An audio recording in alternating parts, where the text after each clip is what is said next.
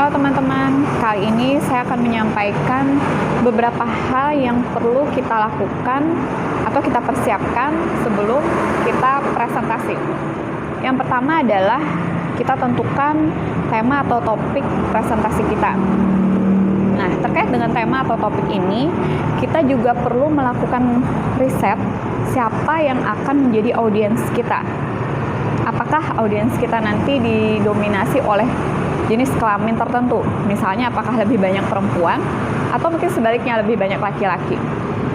Kemudian selain jenis kelamin, kita juga perlu meriset atau mempertimbangkan apakah audiens kita itu lebih banyak remaja atau mungkin lebih banyak usia dewasa atau bisa jadi anak-anak. Nah, berikutnya yang perlu jadi bahan pertimbangan juga adalah apa saja latar belakang pendidikan mereka, latar belakang sosial, latar belakang budaya, termasuk di dalamnya agama, suku, keyakinan, dan lain-lain. Itu juga jadi bahan masukan untuk kita menyiapkan bahan presentasi. Setelah kita menemukan atau menentukan tema atau topik, langkah berikutnya adalah kita membuat kerangka presentasi kita. Untuk membuat kerangka, kita buat atau kita bagi menjadi 3. Yang pertama adalah pendahuluan, kemudian isi, setelah itu terakhir penutup. Ini secara garis besar. Teman-teman boleh melakukan pemecahan-pemecahan lagi. Misalnya di pembuka ada apa saja, diisi apa, kemudian di bagian penutup apa saja.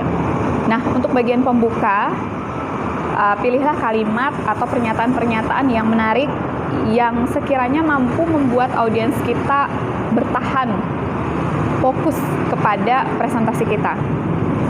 Kemudian yang kedua, bagian isi, kita paparkan semua hal yang memang terkait dengan presentasi kita. Untuk itu kita bisa membaca atau menambahkan pendapat para ahli dan memperbanyak referensi yang mendukung tema atau topik kita. Terakhir adalah penutup.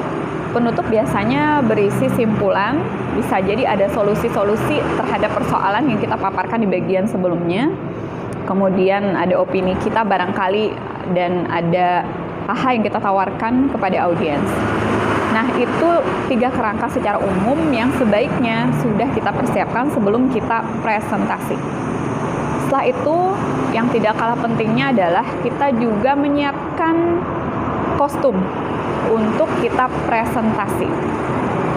Nah, terkait dengan kostum ini, saya ingin sampaikan bahwa ada 3 hal yang biasanya diperhatikan oleh audiens ketika kita tampil. Terutama kalau kita tampilnya itu terlihat secara keseluruhan satu tubuh kita ya. Jadi yang pertama adalah visual, kemudian setelah itu vokal kita dan verbal juga. Secara visual, orang akan melihat penampilan kita dari ujung kepala sampai ujung kaki. Kemudian setelah itu orang juga akan memperhatikan vokal kita, termasuk di dalam vokal ini bagaimana intonasi kita, bagaimana pengucapan kita, dan semua hal yang terkait dengan suara. Kemudian yang terakhir adalah verbal. Verbal ini kata-kata yang kita pilih, diksi. Nah, untuk materi diksi, teman-teman silahkan saksikan di salah satu video saya. Saya sudah pernah memaparkan tentang diksi.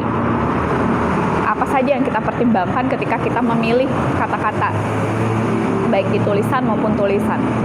Nah, setelah kita memilih kata-kata yang baik, yang tepat, tentu saja kita juga perlu mempertimbangkan apakah kata-kata atau diksi tersebut menyakiti hati orang lain atau tidak.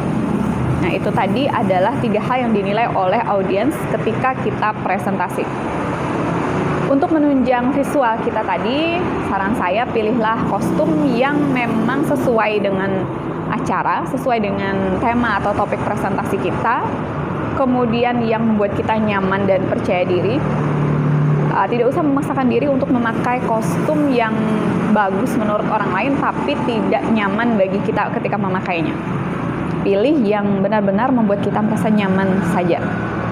Karena kenyamanan kita ketika tampil juga akan mendukung dan membantu kelancaran kita ketika presentasi.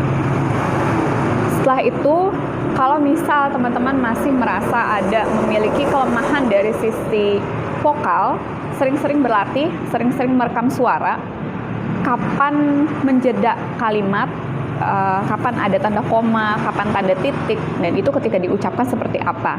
Kemudian latihlah intonasi juga agar ketika presentasi nada suara kita tidak monoton.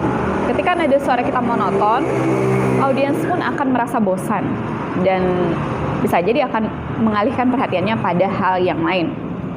Nah, itu beberapa tips dari saya. Teman-teman boleh mencoba.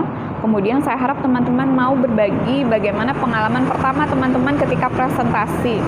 Apapun presentasinya, boleh cerita di kolom komentar ya. Dan bisa jadi teman-teman punya tips yang lain yang belum saya sebutkan di antara beberapa yang saya sebutkan tadi. Saya juga ingin menambahkan, sebelum teman-teman tampil, lakukan latihan. Latihan ini bisa dilakukan di depan cermin. Dulu ya, ketika belum ada alat seperti sekarang, saat ini kita sudah memiliki, hampir kita semua memiliki ponsel yang canggih yang bisa merekam kita latihan. Setelah kita rekam itu, kita tonton sendiri, kita saksikan, kemudian kita evaluasi pada bagian-bagian mana kita masih ada kekurangan. Apakah di visual, apakah kita masih terbata-bata ketika mengucapkan kata-kata atau kalimat, kemudian apakah kita masih terlihat gugup, apakah gerakan kita masih aneh, masih kaku, atau ternyata sebaliknya kita kebanyakan gerak ketika melakukan presentasi. Ada gerak-gerak yang kadang-kadang tidak disengaja, tetapi ini sangat mengganggu ketika kita presentasi. Misalnya, saya cuma ingin memberi contoh, ketika teman-teman yang berkerudung presentasi berulang-ulang membetulkan letak kerudungnya, padahal kerudungnya baik-baik saja, misalnya begini berkali-kali, atau menarik-narik seperti ini. Nah, itu sebenarnya mengganggu. Mungkin itu adalah proses kita mengalihkan rasa gugup, tapi sebenarnya itu tidak bagus kalau kita lakukan terlalu sering. Untuk itu kita perlu latihan. Bagaimana supaya kita tidak melakukan hal-hal yang tidak penting atau tidak perlu tadi. Biasanya problem yang paling banyak dialami oleh orang ketika presentasi adalah perasaan gugup. Saya pernah mendengar tips yang menyebutkan anggaplah audiens kita itu benda-benda mati. Saya pribadi tidak sependapat dengan hal itu. Saya justru menganjurkan tetaplah menganggap audiens itu memang sebagai makhluk hidup. Karena ketika kita melihat mereka sebagai makhluk hidup, sebagai orang, sebagai manusia, maka kita akan melakukan interaksi kepada mereka. Kita akan melakukan tatap mata kepada mereka, kita akan menyapa mereka, kita akan menyentuh hati mereka dengan kalimat-kalimat kita. Kemudian kita juga akan menerima respon dari mereka, timbal balik dari mereka. Respon atau timbal balik dari audiens itu sebenarnya mengurangi rasa gugup kita. Ketika kita sudah mulai cair dengan audiens kita sudah merasa bahwa audiens itu bukan ancaman bagi kita, dan kita pun akan merasa nyaman dengan mereka. Ketika mereka nyaman juga dengan kita nyaman dengan mereka, maka komunikasi yang efektif akan berjalan dengan lancar. Mudah-mudahan tips ini bisa membantu teman-teman. Mungkin lain kali saya akan menyampaikan bagaimana strategi presentasi yang lain yang lebih spesifik, misalnya presentasi karya ilmiah.